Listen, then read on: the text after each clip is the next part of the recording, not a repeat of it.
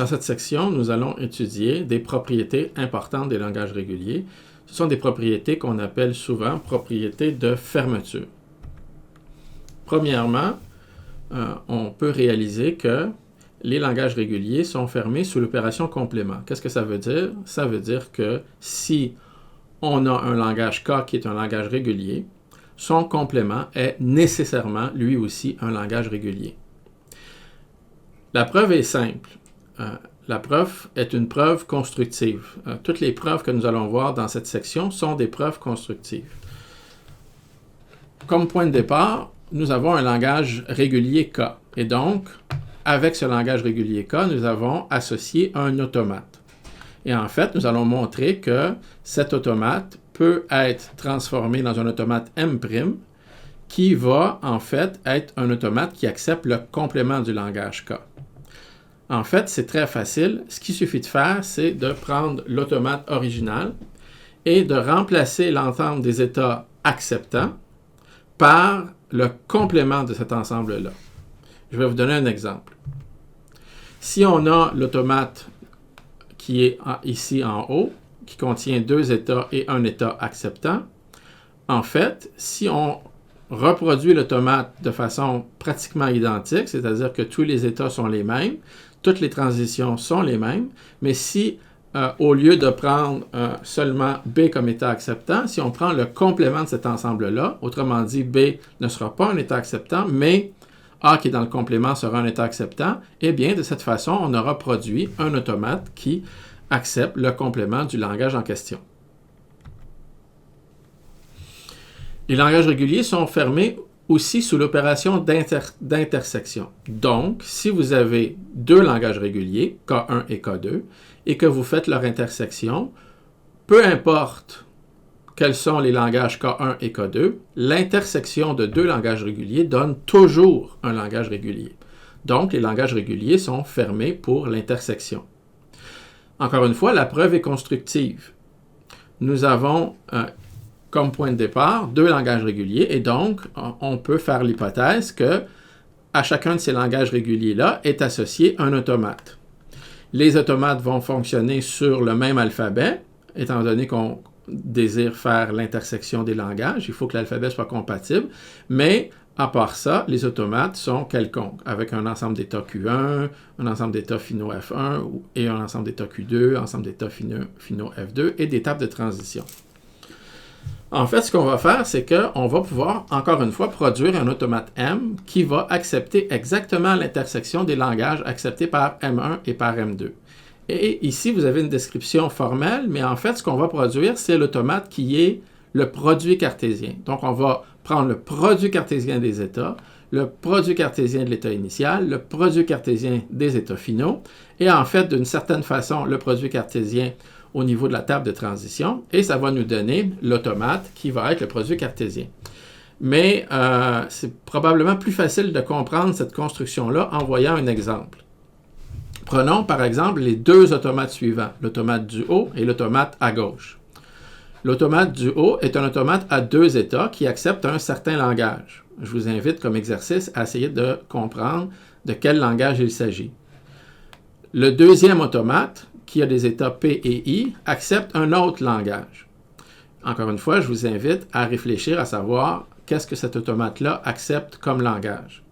Mais on va réussir à raisonner relativement facilement que l'automate du centre, qui est le produit cartésien, est en fait un automate qui va accepter exactement l'intersection de ces deux langages-là.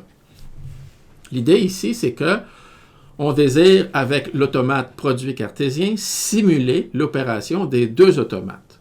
Alors, si on veut simuler les deux automates, on doit savoir dans quel état on est pour chaque automate. C'est pour ça que dans le produit cartésien, chaque paire d'états est représentée. Le premier automate a comme état A et B, le deuxième automate comme état P et I, et donc on aura comme paire d'états PA, PB et IA, IB. L'ordre dans lequel on fait le produit cartésien, le premier et le deuxième ou le deuxième et le premier, n'a pas d'importance. On va obtenir quelque chose qui est équivalent. Ici, les états sont les produits cartésiens. Maintenant, il faut définir les transitions. En fait, les transitions sont définies de façon assez simple. Si on est dans l'état PA, ça veut dire qu'on est dans l'état P de l'automate de gauche et A de l'automate du haut. Alors, qu'est-ce qui arrive quand on lit un A? Ben, dans l'automate du haut, on reste sur A, et dans l'automate de gauche, le P, lui aussi, reste sur P. Donc, de PA en lisant A, on retombe sur PA. Par contre, de PA en lisant B, on va changer d'état parce que P en lisant B va vers I et A en lisant B va vers B. Et donc, on passe de l'état PA à l'état IB. Ceci nous donne un produit cartésien des deux automates avec les transitions appropriées. Tout ce qu'il nous reste à faire, c'est de décider quel sera l'ensemble des états acceptants. Dans le cas qui nous intéresse, ici on s'intéresse à l'intersection, on aura donc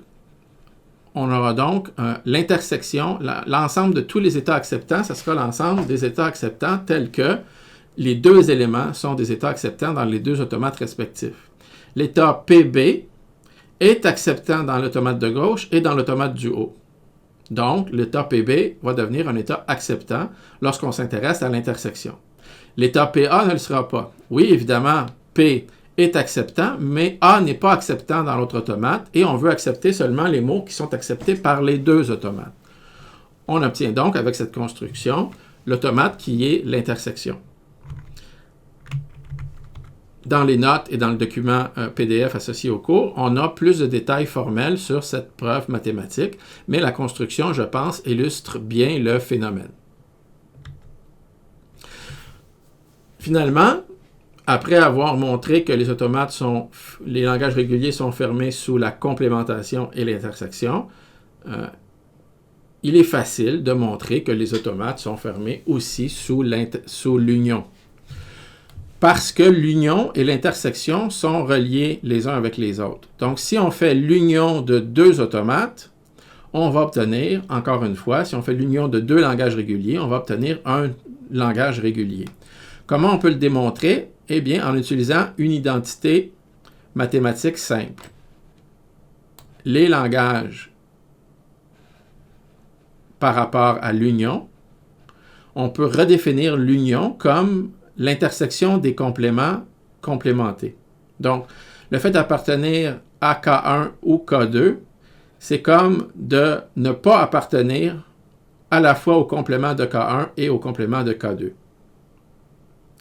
Donc, on obtient que l'union peut être obtenue en faisant l'intersection. Et donc, cela signifie que, comme les automates sont fermés sous le complément et l'intersection, les opérations qu'on fait à droite préservent le fait d'être régulier, et donc l'union va aussi préserver l'effet d'être régulier. Alors, si on fait l'union de deux langages réguliers, on obtient un langage régulier, l'intersection de deux langages réguliers, on obtient un langage régulier, et le complément d'un langage régulier, on obtient un langage régulier. Maintenant, j'aimerais discuter un dernier point concernant les propriétés des langages réguliers. J'aimerais montrer que, en fait, les langages finis, l'ensemble des langages finis, la classe un peu triviale qu'on a vue au début pour illustrer les notions d'informatique théorique, en fait, les langages finis sont inclus dans les langages réguliers. Tous les langages finis sont réguliers et il existe des langages infinis qui sont réguliers, donc l'ensemble des langages finis est strictement inclus dans l'ensemble des langages réguliers. La façon de faire la preuve, je vais vous la montrer dans les notes. La preuve est décrite de façon formelle. Ici, je voudrais expliquer un peu comment l'intuition fonctionne. Pour faire cette preuve-là, on va, comme point de départ, prendre n'importe quel langage fini. Donc, si on prend n'importe quel langage fini, tout ce qu'on peut dire, c'est comme si on prenait n'importe quel régulier, on peut donner sa structure en général, c'est-à-dire que n'importe quel ensemble fini, ça peut être, par exemple, un ensemble de K-mots, pour un cas approprié, et chaque mot a une certaine longueur, et chaque mot est divisé dans un certain nombre de caractères. C'est ce que vous voyez ici. Mais je vais vous dire maintenant comment on va, pour n'importe quel ensemble de K-mots qui ont des longueurs variables, on va réussir à obtenir un automate. L'automate va avoir un certain nombre d'états. qui sont décrits ici, et va avoir un certain nombre d'états finaux qui correspondent finalement aux mots, à l'ensemble fini des mots. Mais je pense que c'est plus facile d'illustrer ces concepts-là par un exemple.